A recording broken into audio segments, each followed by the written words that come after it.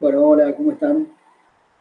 Eh, bueno, hoy no vamos a tener la actividad sincrónica, sino que lo vamos a hacer a través de este video que estoy grabando de la clase, para explicar un poco uno de los puntos tal vez más importantes en lo que es el desarrollo de Freud acerca de la teoría psicoanalítica, que trata sobre lo que sería la sexualidad o el descubrimiento de la sexualidad eh, infantil, digamos, en Freud. Veníamos de trabajar todo lo relativo al inconsciente y del deseo, y el deseo, digamos, a través de los sueños en Freud, ¿no? Donde Freud llega a encontrar una legalidad en relación al inconsciente, unas leyes para su funcionamiento, ¿no? Y que estaba enlazado esto no solo a la vida de los seres humanos que padecían ciertos padecimientos, sino a la vida del ser humano normal, ¿no? Todos tenemos sueños, y bueno, estos sueños lo que muestran es cómo procede el inconsciente en sus leyes de desfiguración, ¿sí? Del material, eh, basado principalmente, como decíamos anteriormente, en eh, una cuestión relacionada a un material que es reprimido, ¿sí? Y que difícilmente o que le es imposible el acceso a la conciencia y por eso necesita de un disfraz para figurar eh, o para lograr el acceso a la conciencia tanto en el síntoma como en los sueños. Freud había dejado pendiente, no sé si ustedes recuerdan, en su obra, deja pendiente una pregunta acerca de por qué la sexualidad sería traumática o por qué produciría. La sexualidad tiene cierta característica, decía Freud, o aventuraba eso, ¿no? Pensaba eso Freud, o se lo preguntaba más bien, eh, que haría que los sucesos infantiles, ¿no? Eh, las vivencias infantiles, para ser más exacto, esas vivencias infantiles, cuando encontraban alguna, eh, digamos, relación con una vivencia actual, producían o podían, eran susceptibles de producir un trauma, ¿no? Entonces, las vivencias sexuales de la infancia eran sucesos que podían ocasionar traumas. Ahora bien, eh, cuando Freud deja esto, eh, deja en suspenso un poco esto para dedicarse a la interpretación de los sueños, al estudio del inconsciente, Freud lo que deja abierto, digamos, es que no es la represión la que de alguna manera, eh, digamos, no es la represión de lo sexual, ¿sí? Lo que produce eh, el trauma, ¿sí? Sino que hay algo en lo sexual mismo, dice Freud, que es susceptible de producir un desprendimiento de displacer y de causar, ¿sí? eh, bueno, los traumas que posteriormente llevan al síntoma. Entonces, Freud en 1905 va a producir un texto, va a producir en su obra eh, lo que se denomina, un texto que se denomina Tres ensayos sobre teoría sexual. Eh, en este texto de Freud, ¿sí? Que data de 1905, Freud va a introducir, ¿sí? Consta de tres apartados, no tres ensayos. Son, el primer ensayo, Freud nos va a hablar de las aberraciones sexuales, ¿sí?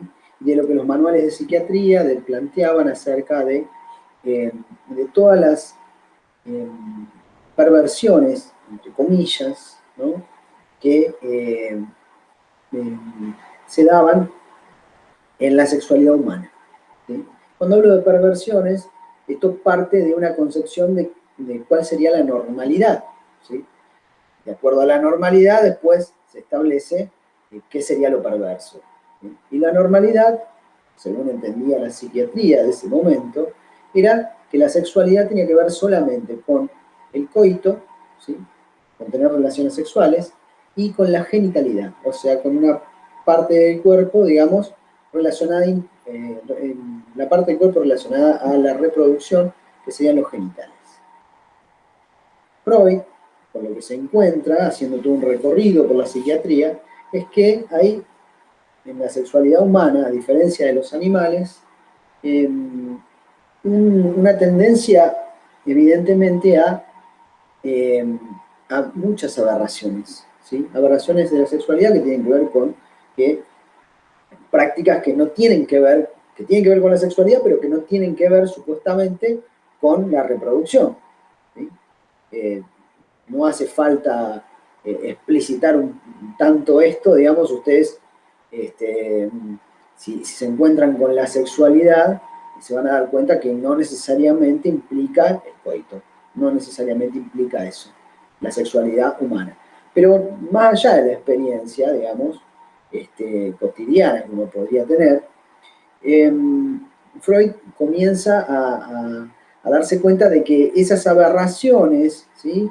Esas perversiones, eran mucho más común de lo que uno podría creer, ¿sí?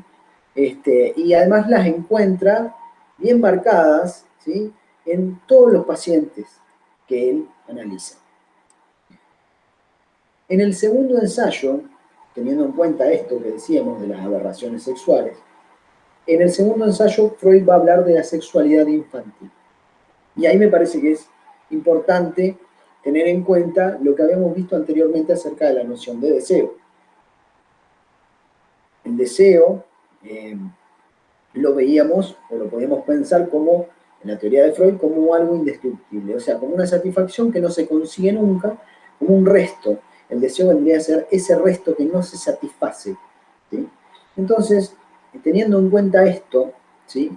Lo que vamos a ver en esta clase, además de la sexualidad, es la noción de pulsión, ¿sí? Y veremos cómo la pulsión tiene una relación con esta noción de deseo. Pero antes de eso, vayamos a lo que plantea Freud acerca de la sexualidad. Freud lo que va a plantear, nos va a proponer, digamos, primero una diferenciación de lo que sería la noción de sexualidad que imperaba hasta ese momento, social o psiquiátricamente. O sea, en la psiquiatría y en la sociedad se tenía esta idea, ¿no? De que la sexualidad tenía que ver con lo genital y con la reproducción, no solamente con no con la reproducción directamente, sino con el placer y con, ¿sí? Y con los genitales, ¿sí? Y que se producía a partir de la pubertad, ¿no? Un momento en el cual maduraban normalmente o normativamente los genitales, ¿sí? Entonces la sexualidad estaba como bastante ligada al plano biológico. Y pasa lo mismo que pasa con el deseo. ¿Qué va a plantear Freud? En un apartado, en este apartado de 3 ensayos, hay una parte que se denomina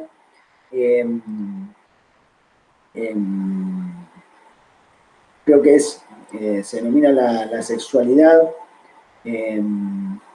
autoerótica. No, perdón. Eh, Toma un apartado donde trabaja, ¿sí? Las exteriorizaciones de la sexualidad infantil. Freud se encuentra con que todos los niños, así como todos los seres humanos con el sueño, todos los niños presentan exteriorizaciones de la sexualidad. Pero la pregunta sería, ¿qué es lo que entiende Freud por sexualidad? ¿No? Porque los niños, ¿sí? Ni bien nacen, no están desarrollados los genitales. Entonces, eso nos hace pensar, bueno, ¿qué define? ¿Cuál es la noción de sexualidad que está tomando Freud? ¿Sí? ¿De qué sexualidad habla Freud? Bueno, en este apartado que les comentaba, Freud lo que va a plantear es que la actividad sexual no tiene que ver exclusivamente con lo genital, sino con otras zonas del cuerpo que son susceptibles de producir una ganancia de placer, ¿sí? Freud lo planteaba en relación a la vivencia de satisfacción, en el deseo, si ustedes recuerdan, ¿no? Cuando hablaba del deseo, hablaba de una vivencia de satisfacción que se intenta repetir y que no puede repetirse exactamente y por lo tanto deja la posibilidad del deseo. Y la sexualidad para Freud va a tener que ver con esto, va a tener que ver con la producción de placer, ¿sí? Con la ganancia, con una ganancia de placer. El ejemplo paradigmático, el gran ejemplo, digamos, podemos decir, que toma Freud, lo toma a partir de lo que es el chupeteo del niño. ¿Cómo del chupeteo, dirán ustedes? Bueno, sí, del chupeteo. Porque ahí en el chupeteo, digamos, que es él dice un mamar con fricción, o eso el frotamiento, digamos, ustedes saben lo que es el chupeteo de los niños, que es sin la teta, sin chupete, sin nada. Es el frotamiento, ¿sí?, de los labios en vacío. O sea, eso quiere decir que no tienen ningún objeto. ¿Sí? Y que no tiene por fin, el chupeteo no tiene por fin nutrirse, porque el niño lo sigue realizando igual al chupeteo. Entonces Freud lo que va a plantear es que eh, hay una noción que es la noción de apuntalamiento, y dice que la función de la sexualidad o la función sexual se apuntala, o sea, se apoya en la función, en funciones biológicas, se apoya. ¿Qué quiere decir eso? Quiere decir que el niño tiene la primera vivencia de satisfacción, como decíamos, cuando se encuentra con la teta, ¿sí? Por ejemplo, es un ejemplo. Entonces, hay una zona del cuerpo que es la oral, ¿sí?, que produce un placer en el contacto de los labios con el pezón. Pero el niño, en su intento de vivenciar nuevamente esto, lo que va a plantear Freud es que en el chupeteo se satisface solamente la ganancia de placer y no tiene una función nutritiva, no tiene una función biológica, ¿sí? O sea que el niño puede experimentar placer independientemente de la nutrición. Esto tiene un poco que ver con lo que veníamos viendo anteriormente de la diferencia entre el ser humano y los animales, ¿no? En los animales podemos hablar de que se trata de una... que hay un orden biológico, ¿sí? O, digamos, un comportamiento guiado por lo biológico que lleva a la satisfacción de ciertas necesidades. En cambio, en el ser humano, ¿sí?, esas necesidades, como decimos, se pierden y lo que predomina es una función sexual por encima de la función biológica, ¿sí? Hoy esto lo va a plantear en relación también a lo que ya más adelante veremos, una diferenciación de pulsiones, ¿sí? Pero bueno, eso lo vamos a aclarar un poco más adelante. Hasta ahora lo que está planteando Freud entonces es que hay una función sexual que tiene que ver con la ganancia de placer. Ahora, esa ganancia de placer, esa obtención del placer que el niño obtiene, por ejemplo, chupeteando un vacío, eh, se da sobre determinadas zonas del cuerpo, zonas que son susceptibles, ¿sí?, que son proclives ¿a qué? A producir una ganancia de placer, ¿sí? Son zonas de la mucosa del cuerpo, generalmente relacionadas con los bordes del cuerpo, la boca, los oídos, ¿sí?, el ano, zonas que tienen que ver y que son susceptibles, como les decía, de que si son estimuladas producen placer y que se basan a la vez, como dice Freud, en funciones biológicas, ¿sí?, se apuntalan, se apoyan sobre funciones biológicas. Ya lo veremos más claro cuando desarrolle un poquito más. Estas zonas del cuerpo susceptibles de producir placer, por ejemplo, los labios, Freud las llama zonas erógenas. Zonas erógenas. Estas zonas erógenas tienen como meta, como les decía, la producción de un placer o la satisfacción de un placer. Y esta acción que se realiza en cada zona distinta del cuerpo para producir la estimulación y la producción o la ganancia de placer, eso se denomina meta, ¿sí? Eso se denomina la meta de la sexualidad. La meta de la sexualidad, entonces, decimos que es una meta que no está preestablecida, ¿sí?, y que tiene que ver con las experiencias que el niño va teniendo de su propio cuerpo, ¿no? Entonces, en esas experiencias que el niño va teniendo, se producen ciertas estimulaciones de determinadas zonas del cuerpo que van a tratar de ser nuevamente revividas por el niño y que va a tratar de revivirlas mediante acciones, ¿sí? Que son estas metas, ¿sí? Que son diferentes en cada una de las zonas del cuerpo.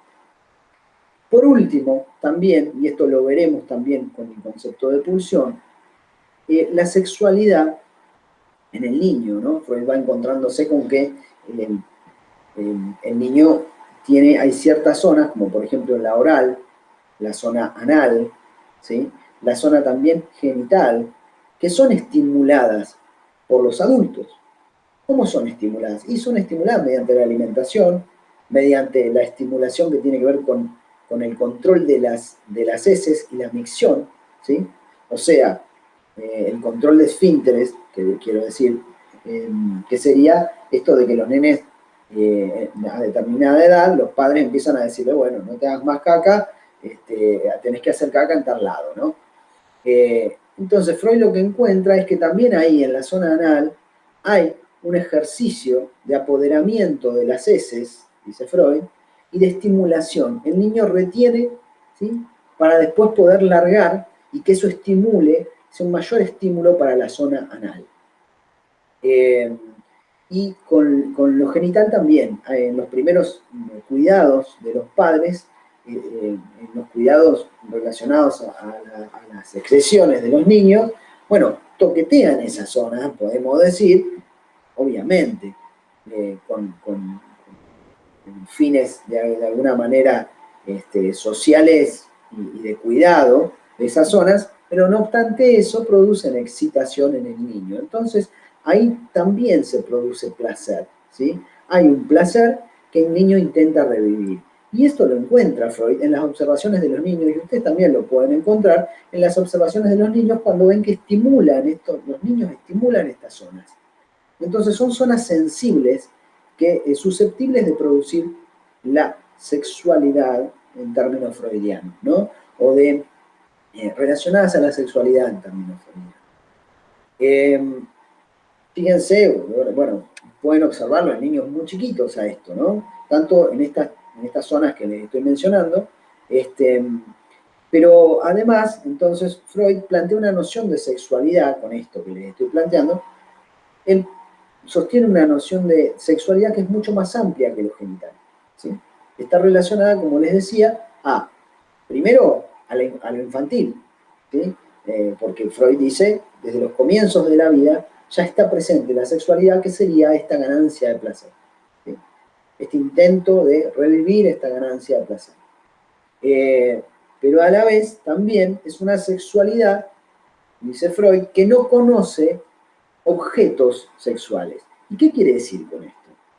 Freud quiere decir que estas zonas, estas etapas de la sexualidad infantil, porque Freud habla de ciertas fases de la sexualidad, fase oral, fase anal, fase genital o fálica, y eso no es un detalle, hay que tener en cuenta esa diferenciación. Freud después le va a llamar fase fálica. Freud va a ubicar, digamos, como una evolución, entre comillas, de, de la sexualidad en el niño en distintos momentos, ¿sí? de la infancia, que van desde del nacimiento hasta los 5 años, sitúa él más o menos, en donde distintas zonas cobran distinta relevancia para la obtención de placer de carácter sexual.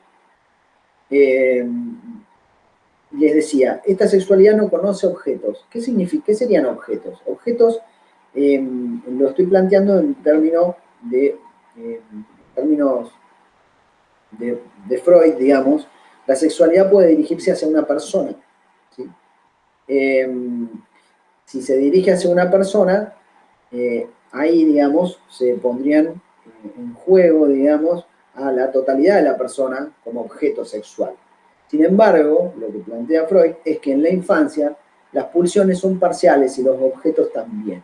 O sea que es una parte del cuerpo del otro el que, de alguna manera, el niño toma por objeto. Por ejemplo, la teta de la madre, ¿sí? La teta de la madre es un objeto, la teta no se relaciona directamente con toda la madre, sino con la teta, ¿sí? y es el objeto que produce o estimula esta zona oral, por ejemplo, del cuerpo. Ahora, también hay otros objetos.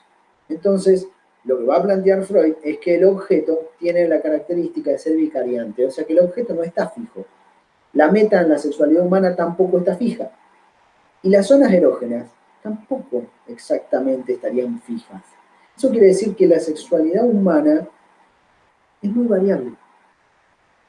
¿Sí? Súper variable en el ser humano. Por eso Freud plantea que la sexualidad infantil, esta sexualidad que en el adulto después vamos a ver cómo se da, cómo se llega al adulto, digamos, y cómo el adulto llega a tener preeminencia, digamos, de lo genital, ¿sí? O mayor importancia en lo genital en el adulto que otras, este, zonas erógenas o otras prácticas sexuales, veremos, digamos, ahí cómo se llega, digamos, a eso. Pero también lo que va a plantear Freud, les decía, es que la sexualidad infantil tiene esta característica de ser perversa y polimorfa. Polimorfa es que tiene muchas formas, ¿sí?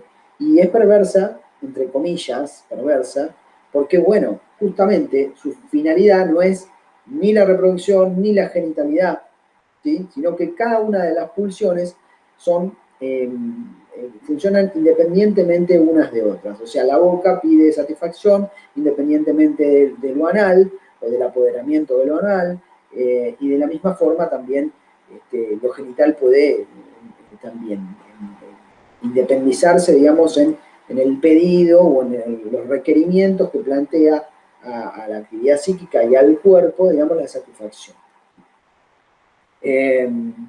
Esto, bueno, es algo muy importante, este descubrimiento freudiano, esta ideación freudiana es muy importante para ubicar, digamos, la sexualidad en la infancia, ¿sí? Pero también esta sexualidad tiene consecuencias en la adultez, ¿sí?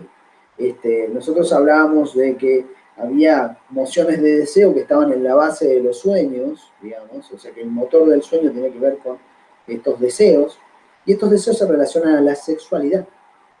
Y de ahí la importancia de la sexualidad, ¿para qué? Para lo que podría ser posteriormente la producción de síntomas y de la enfermedad psíquica. Pero también la importancia de la sexualidad como motor del sueño, que es un proceso anímico, un proceso psíquico normal.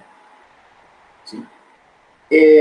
Bien, entonces, Freud plantea de esta manera, ¿no?, la sexualidad, y va a decir, digamos, que en el niño esta sexualidad tiene la característica de ser pregenital y además es lo que él denomina autoerótica. Autoerótica significa que se produce sobre el propio cuerpo, digamos, o con el propio cuerpo, ¿sí? El niño,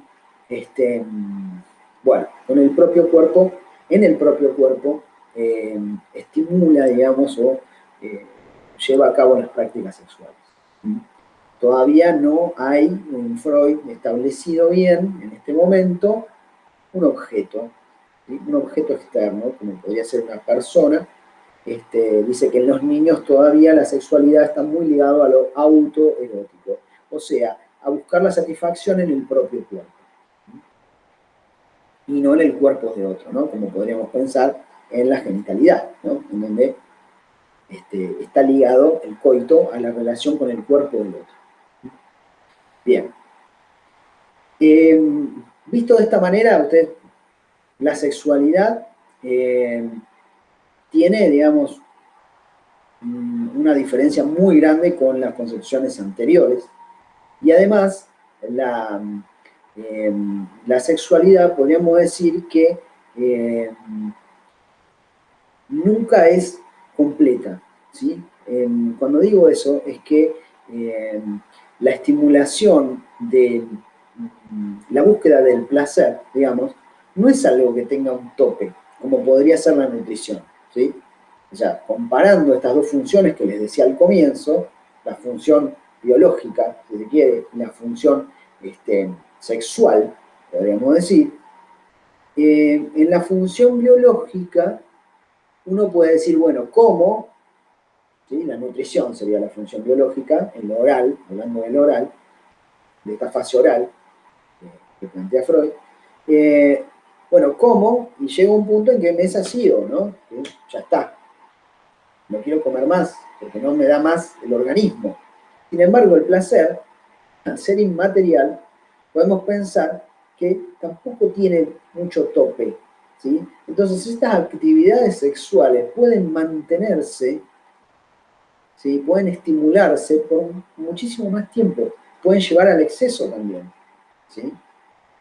A eso, a esta característica de la sexualidad, Freud la denomina parcial. Es parcial porque la satisfacción es parcial, nunca es completa la satisfacción. Al no ser completa, digamos, no cierra nunca. Y entonces, ¿sí? Bueno, eh, no culmina, no tiene un fin, ¿sí? Entonces se sigue, se puede seguir y seguir, ¿sí? En ese sentido, bueno, veremos cómo eso puede llevar también, ¿no? A algo que después otro autor, como es Lacan, bueno, denomina goce. Pero bueno, esto lo dejamos para mucho más adelante. Pero recuerden esto, esta noción de la sexualidad en donde las satisfacciones son parciales, el objeto de la satisfacción también es parcial, ¿sí? Porque no hay un objeto preestablecido, no hay un objeto que sacie en su totalidad el deseo, si se quiere, ¿no? Como veníamos diciendo anteriormente. El deseo tiene que ver, el deseo en Freud es indestructible, o sea, no hay satisfacción total y por lo tanto hay deseo. ¿Sí? Bien. Eh, Les decía esto y también les planteaba que hay una sexualidad infantil que hay que diferenciarla de la sexualidad adulta. Esta sexualidad infantil, la característica que tiene es que cada zona, ¿sí? Cada zona erógena, cada fase, sí, cada zona erógena, podemos decir, y Freud utiliza otro concepto también ahí, que es el de pulsión. Cada pulsión, pulsión oral, pulsión anal, pulsión fálica, no hay pulsión fálica, pero perdón, genital, eh, tiende a querer satisfacerse independientemente de la otra. Entonces es como si en nuestro cuerpo nosotros tuviéramos como partes independientes una de la otra, ¿no? ¿Qué pasa con eso? Y pasa que hay como una anarquía, digamos, es como si tuviéramos estimulaciones en distintas zonas del cuerpo que piden y claman cada una la satisfacción, independientemente una de otra. Este concepto es importante, después Freud lo va a retomar a este concepto de pulsiones parciales y de la anarquía pulsional que hay, porque habla de anarquía, ¿sí? Cada una está gobernada por sí misma, es independiente una de la otra, ¿no? Las pulsiones son independientes una de la otra, en la infancia. Ahora, ¿qué pasa en la adultez? Bueno, la sexualidad adulta, dice Freud, en la sexualidad adulta existe un primado de lo genital. ¿Y qué significa un primado de lo genital? Es que lo genital es como lo más importante, ¿sí? Y todas las otras pulsiones parciales se acomodan de alguna manera, se organizan en función de lo genital. ¿Qué quiere decir esto en términos más burdos? Quiere decir que en el acto sexual, en el coito, placeres relacionados a lo oral, a lo anal, también Lacan lo va a plantear y va a plantear más esto, pero Freud también lo dice, en términos de el mirar, ¿sí? El tocar, el, eh, el oír, ¿sí?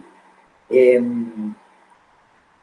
Adquieren de alguna manera la característica de placeres previos, preparatorios para el acto sexual. Entonces, el beso, no sé, todas las prácticas sexuales que tienen que ver con las otras zonas, el mirar, el tocar, son como previas al acto sexual, ¿sí? Es como que lo importante es lo genital y todas las otras pulsiones vienen a converger en esto, que es lo importante, es lo genital. O sea, besamos, toqueteamos, miramos, etcétera, para llegar al acto sexual. Eso es lo que plantea Freud. Ahora, la pregunta es, si esto no es natural, o sea, si la sexualidad infantil es polimorfa, ¿sí? Es perversa polimorfa, o sea, cada una, como les decía, cada pulsión busca su satisfacción independientemente una de otra. ¿Cómo se organizan? ¿Cómo logran organizarse para después llegar a la sexualidad adulta en donde por ahí hay generalmente un primado de lo genital? Bueno, eso lo vamos a ver en la clase próxima. Les había hablado de un concepto, ¿no? Que es el concepto de pulsión. Que es un concepto que es muy importante para Freud y para el psicoanálisis. Porque es un concepto en donde Freud, después, en este texto, escribe un texto que se llama Pulsiones y Destinos de Pulsión. En ese texto, Freud lo que va a plantear es va a esclarecer un poco el concepto de pulsión que venía manejando, lo venía haciendo en 3 ensayos, que es el texto anterior que les estaba nombrando, venía manejando el concepto de pulsión, pero en el 1915 es como que lo aclara, ¿sí? O lo esclarece muchísimo más el concepto, y lo diferencia de justamente de las necesidades, ¿sí? Freud va a establecer, va a decir que la pulsión, que es propia de los seres humanos, no es de los animales, ¿sí? La pulsión se diferencia de lo que son las necesidades. Y se diferencia de las necesidades porque eh, y se diferencian los estímulos externos, ¿sí? Freud va a decir, ¿no?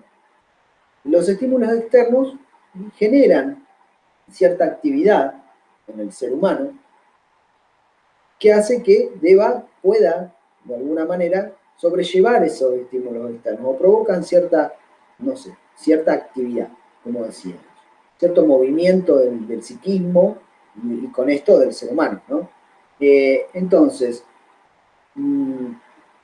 por ejemplo, un estímulo externo como un ruido fuerte, una luz ensayecedora, no sé, cualquier estímulo, el frío, nosotros podemos sobrellevar eso, ¿sí? Llevando a cabo ciertas acciones, o sea, por ejemplo, abstrayéndonos hay una luz y uno se tapa y te molesta y por ahí se tapa, o por ahí se va, o por ahí se pone lentes, digo, son estímulos externos. Esos estímulos externos eh, tienen una respuesta del sujeto. Ahora, Freud lo hace para comparar, digamos, la pulsión de lo que serían los estímulos externos. La pulsión no funciona de la misma manera que funcionan los estímulos externos. ¿Por qué? Porque es interna al organismo. O podemos decir, es interna al ser humano, ¿sí? Freud también diferencia la pulsión de lo que serían las necesidades, ¿sí? Necesidades como el hambre y la sed. Vieron que yo les decía, ¿no? Esta diferencia entre la función biológica y la función sexual. Entonces, Freud dice, las necesidades biológicas que tienen los animales, no que tiene el ser humano, las necesidades biológicas tienen un ritmo, ¿sí? Tienen un ritmo. ¿Cuál es el ritmo ese que tienen? Estimulan al organismo desde adentro, ¿sí?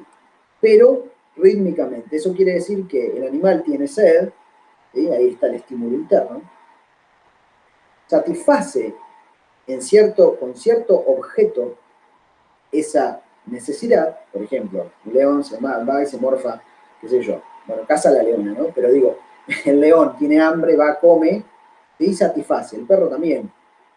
Bueno, habría que ver ahí, porque los animales salvajes son muy diferentes a los domésticos. Pero digo, en los animales salvajes hay un instinto que hace que ciertas necesidades eh, produzcan ciertos comportamientos en los animales. Esos comportamientos apuntan a la satisfacción de esa necesidad. Una vez que el león come o cualquiera de los animales come, animales salvajes come, eso, digamos, satisface esa necesidad. Entonces la necesidad, el estímulo interno ese, se acalla. Después de un tiempo vuelve a aparecer, ¿no? El hambre, la sed, etc. En el ser humano, ustedes recuerdan la noción de deseo, ¿no? Este deseo que es indestructible, dice Freud. La pulsión es un representante, dice Freud, brota de ciertas zonas del cuerpo, pero adquiere su representación en el psiquismo, dice Freud. O sea que no es algo que es del cuerpo, del organismo. Tiene que ver con el organismo, ¿sí? Por ejemplo, la pulsión oral. Tiene que ver con un labio, con un cuerpo, con unos labios que, ¿sí?, que satisfacen, o que en los cuales se satisface, se produce placer. Pero no tiene que ver, ¿sí?, con una necesidad biológica. Como les decía, al ser el objeto parcial y la satisfacción parcial, ¿qué va a decir Freud? Que la pulsión, ¿sí?, implica un esfuerzo constante. O sea que la pulsión está todo el tiempo exigiendo ser satisfecha. Pero, ¿cuál es el tema con la pulsión? Es que no puede ser satisfecha del todo, ¿sí? No se puede satisfacer del todo. Entonces todo el tiempo está punzando ahí, movilizando, ¿sí? Movilizando o moviendo a que el sujeto haga algo con eso, ¿sí? A que el niño haga algo con eso. Bien. Entonces, Freud lo que va a plantear, ¿sí?, con este concepto de pulsión es la diferencia del ser humano con los animales. Algo muy importante, porque me parece que el día de hoy incluso se sigue confundiendo, muchas psicologías confunden al ser humano en su sexualidad con la sexualidad animal, y nada tienen que ver, ¿sí? O confunden la actividad humana, ¿sí?, con una actividad tomada desde modelos biológicos, ¿sí?, o desde modelos que plantean esta cuestión de la necesidad, ¿sí?, estas necesidades, y que hay objetos que vienen a satisfacer esas necesidades. Bueno, no, para el psicoanálisis no es así. Justamente la pulsión lo que marca es esto, marca esta característica de la sexualidad humana de ser una, y dice Freud, y esto es una de las características de la pulsión, ¿sí? La pulsión tiene ciertos elementos, son 4 elementos que destaca Freud. Uno de esos elementos es el esfuerzo. Drang, dice Freud en alemán, o sea que lo estoy pronunciando muy mal seguramente. Dice Freud, la pulsión es una fuerza constante, o sea que un estímulo interno constante, del cual no se puede huir, ¿sí? Una constant craft, ¿sí? Una constant craft, una fuerza pulsionante constante que está en el ser humano y que lo mueve ¿a qué? A que haga cosas. Como las satisfacciones tampoco son completas, entonces no hay fin de eso.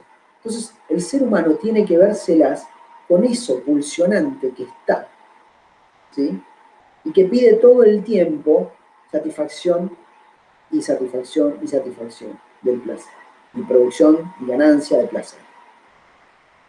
Piensen en un niño toma la teta y después está chupeteando. O sea, uno puede decir, pero si ya tomó la teta, ¿por qué sigue chupeteando? Y ahí está la función sexual, y ahí está la pulsión. Y también, en un niño mayor, 3, 4 años, la pulsión lleva a que, no solamente a que haya un intento de satisfacción, sino, como les decía, con el proceso secundario, lleva a que tratar ¿sí?, de realizar acciones en el mundo que con las cuales, digamos, volver, ¿sí?, a satisfacer ciertas pulsiones, ¿no? O sea que el niño, como les decía, con el deseo, no solo alucina, ¿sí?, con el sueño, sino que también, además de alucinar, produce ciertas acciones, el niño va produciendo ciertas acciones para modificar el mundo y para obtener placer, ¿sí? Bien. Los 4 elementos que presenta la pulsión, según la descripción de Freud, son el esfuerzo, que les decía, que es esta fuerza constante, la meta, que ya se las había mencionado en la sexualidad infantil, que son las acciones y para producir,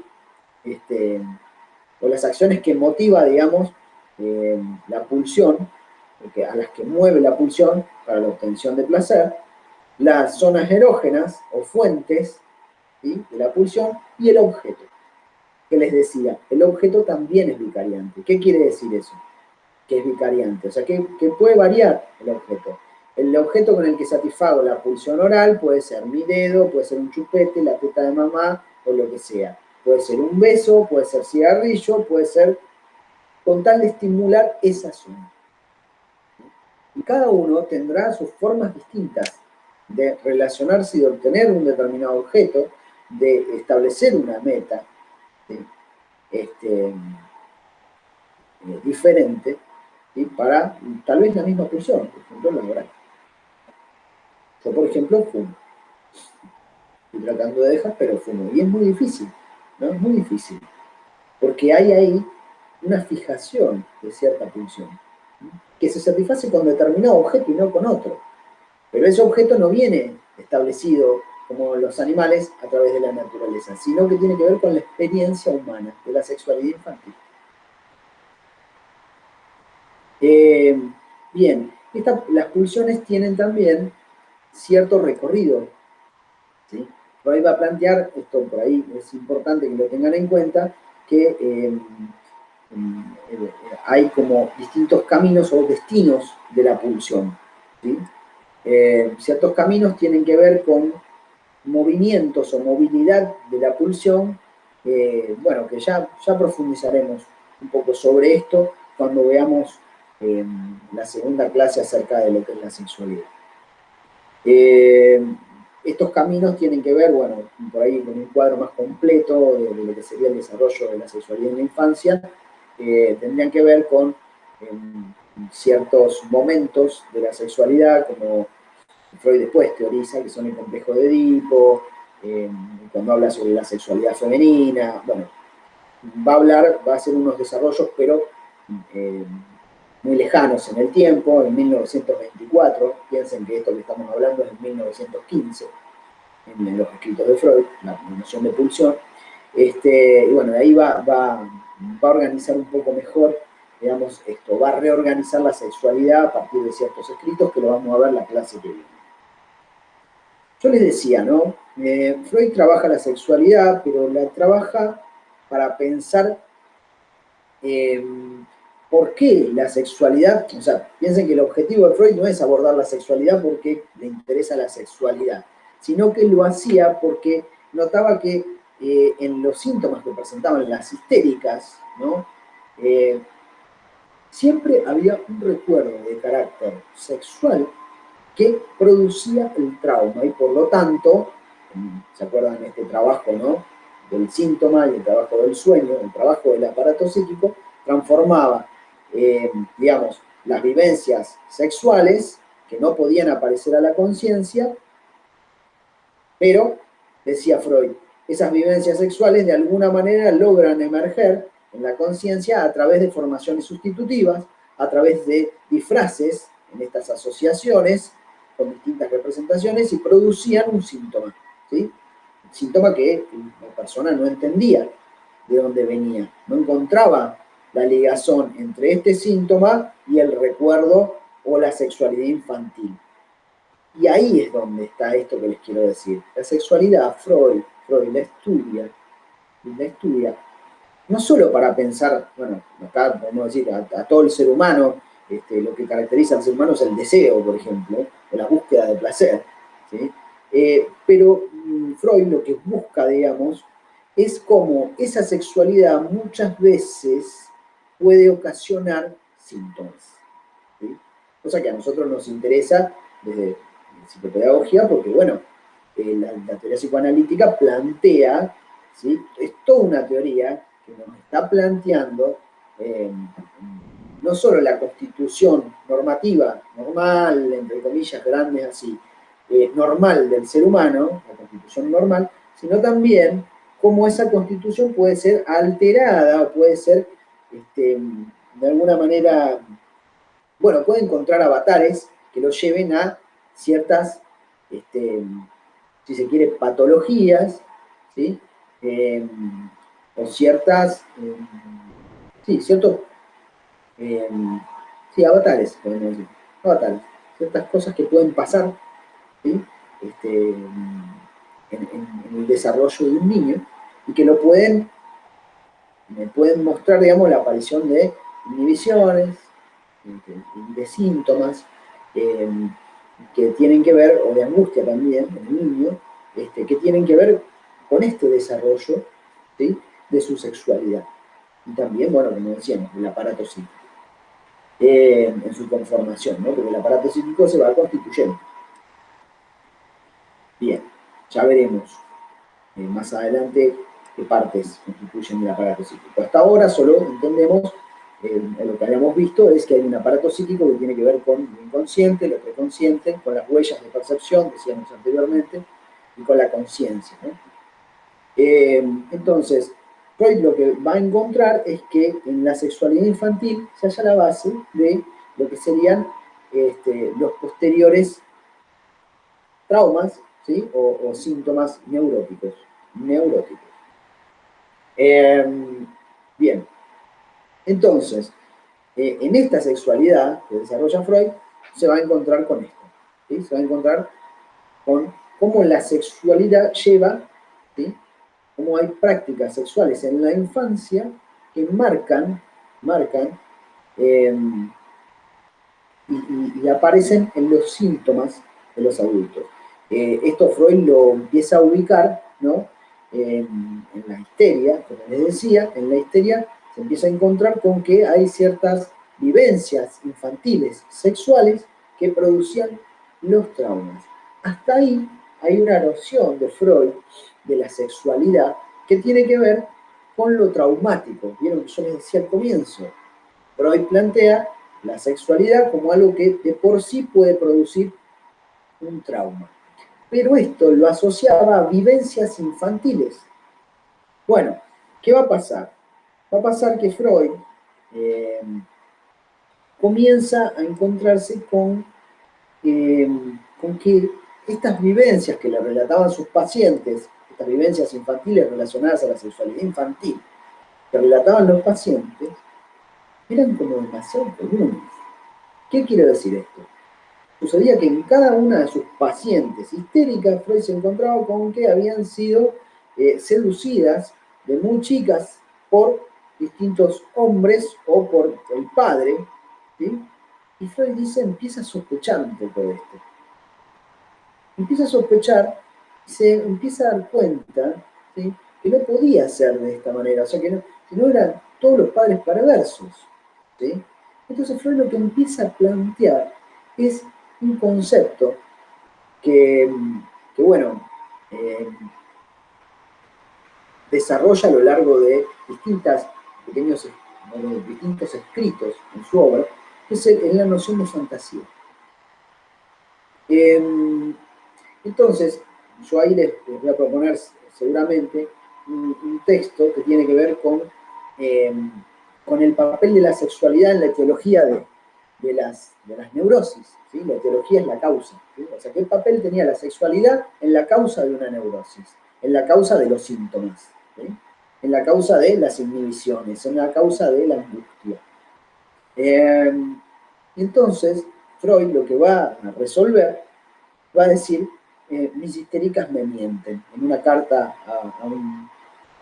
digamos, a un colega, Freud dice, mis histéricas me mienten. ¿Y qué quiere decir eso? Quiere decir que esas escenas que las histéricas le narraban a Freud, esos recuerdos de vivencias infantiles, no habían sido tales, ¿sí? Pero sí habían sido fantasías. ¿Sí? Fantasías que, para lo que plantea Freud, dice, bueno, esto no pasó, pero que la persona haya fantaseado con esto hace y tiene el mismo valor traumático que si esto hubiera ocurrido. ¿Se entiende? La fantasía, dice Freud, es como una escena, una forma de escenificar la sexualidad infantil, ¿sí? Es como que la homologa, de hecho, o sea, es igual a lo que se llaman los sueños diurnos. No sé si ustedes habrán tenido la experiencia de esto, ¿no? Seguramente sí. Cuando ustedes se quedan ensoñando soñando en la vida de vigilia, se cuelgan y se ponen a pensar, ¡ay, qué lindo sería! Ta, ta, ta, ta, ta, ta, ta, ta, ¿sí? No solo fantasías de carácter sexual, sino fantasías de grandeza, fantasías que tienen que ver no solo con la propia persona, sino con algún objeto amado, si se quiere, ¿sí? Este, entonces, Freud lo que va a plantear es que estas fantasías se interponen, ¿sí?, entre el síntoma y la vivencia infantil. ¿Qué quiere decir esto? Quiere decir que las vivencias infantiles, esas de la sexualidad infantil, sí, claramente existían, pero ese vivenciar infantil, de alguna manera, quedaba en relacionado, digamos, a fantasías. ¿Sí? En esas fantasías se hallaba, o esa fantasía, digamos, estaba como fijado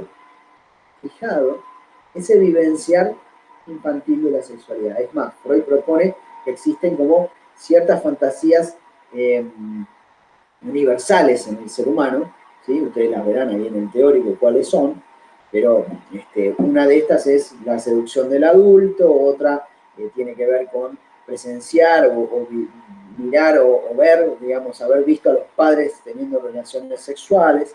Bueno, verán que esas son fantasías comunes, ¿sí?, a la humanidad, dice Freud, que en todos los pacientes le encontraba este tipo de fantasías, ¿sí?, fantasías universales, dice él. Ahora, estas fantasías tienen un poder, ¿sí?, producen, digamos, es la escenificación del placer de la sexualidad infantil.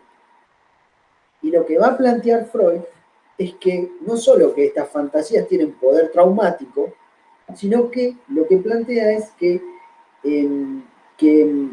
hay un proceso, ¿sí?, en el cual cuando la realidad, dice Freud, la realidad sexual, pero la realidad que le toca vivir a una persona en su vida, que siempre tiene en juego, entra en juego lo sexual en la vida, ¿no?, porque es un concepto mucho más amplio. Cuando les digo más amplio, quiere decir que comer tiene que ver con lo sexual, que jugar, hacer un deporte tiene que ver con la noción de sexualidad, porque involucra el cuerpo, involucra la musculatura, involucra lo anal. Mirar, ver, tiene que ver con lo sexual, oír tiene que ver con lo sexual, por eso tanto gusto por la música, digo, por otras cosas. Todas las actividades humanas se relacionan con lo sexual, ¿sí? Entonces, Freud lo que va a decir es lo siguiente, dice, bueno, a ver, ¿qué sucede? Sucede que, ¿quién fantasea? Dice Freud. Fantasea el que no está satisfecho, ¿sí? El que en la vida, en la relación que tiene con el mundo, digamos, no encuentra grandes satisfacciones. Entonces dice Freud, ¿qué sucede ahí? Sucede algo que se llama una regresión, ¿sí? Una regresión, ahí Freud lo que trata de demostrar es cómo se produce un síntoma, ¿no?, cómo se constituye un síntoma a partir de la fantasía. Dice Freud, ¿qué hace el ser humano? El ser humano, esa energía que vuelca sobre el mundo, que se llama líbido, ¿sí?, que es esa energía cuantificable de la pulsión, la líbido, dice Freud, esa líbido que deposita sobre el mundo, sobre las personas, sobre la realidad, cuando la realidad es frustrante, hacen que esa libido se retraiga y vuelva, ¿a dónde? Dice Freud, a las fantasías que ya estaban, ¿sí?, fantasías que ya estaban de la sexualidad infantil. En esas fantasías es como que si la libido, esa energía se deposita en esas fantasías que estaban ahí medias como dormidas en el inconsciente, van a tratar, con esa energía que tienen, van a tratar de ir a realizarse. Cuando esas fantasías infantiles reprimidas, esos deseos inconscientes, los mismos que los del sueño, intentan realizarse, ¿qué es lo que pasa? encuentran la oposición. ¿La oposición de qué? De la censura y de la conciencia, lo mismo que en el sueño. Y entonces quedan investidas esas fantasías, pero tienen que tratar de realizarse, tienen que ir hacia adelante, en sentido progrediente, pero no pueden hacerlo porque está la censura. Entonces, ¿qué hacen? Se disfrazan. De la misma forma que el sueño disfraza el deseo infantil inconsciente. Bueno, de la misma manera, nada más que estas fantasías son de carácter sexual y ahí en Freud en esa época no había tanto esa cuestión por lo sexual. Estas fantasías intentan realizarse al ser impedida su realización, tienen que disfrazar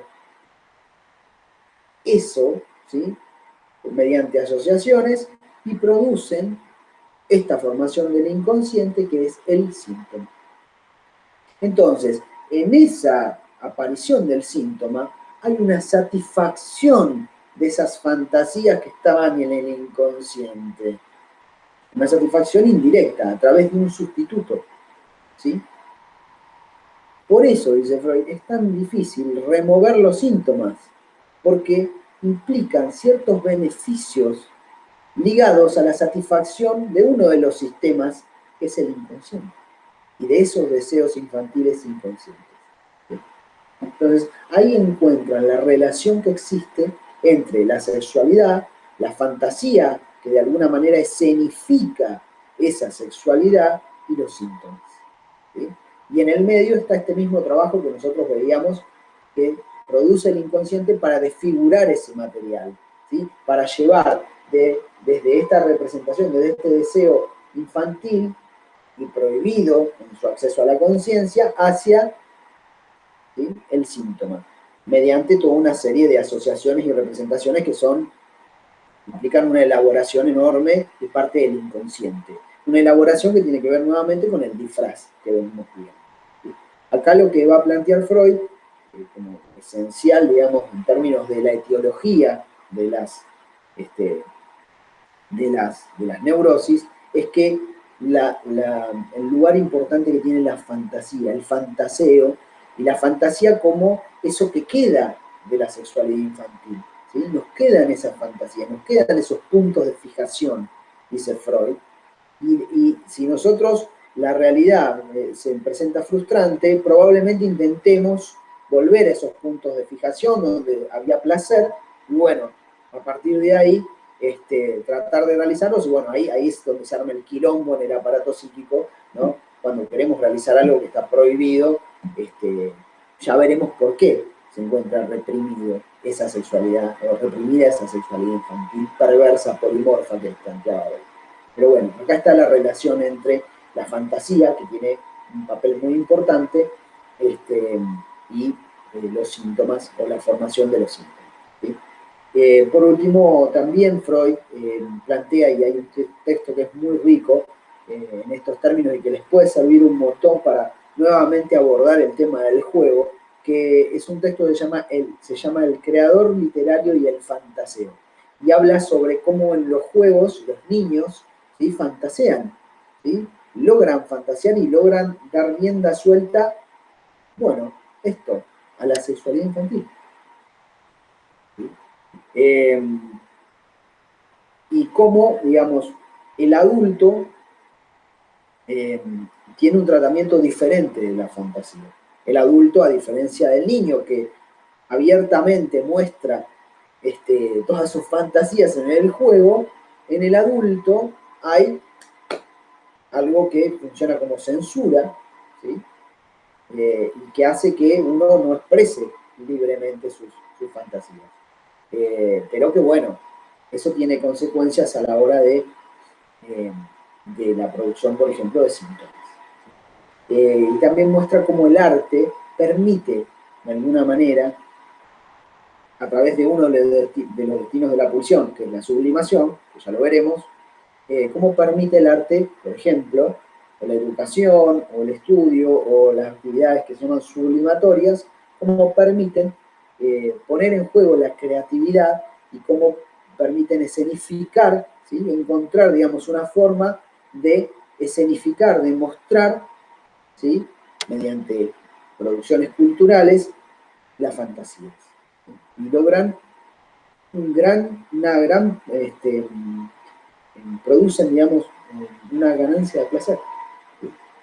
Pero bueno, esto lo ubica Freud en el artista. Ahora, después queda para pensar esta cuestión de si el arte en general nos produce placer o nos permite obtener placer. Y si otros pueden, de alguna manera, obtener placer en la contemplación de nuestro arte, ¿no? O del arte que nos produce. Bien.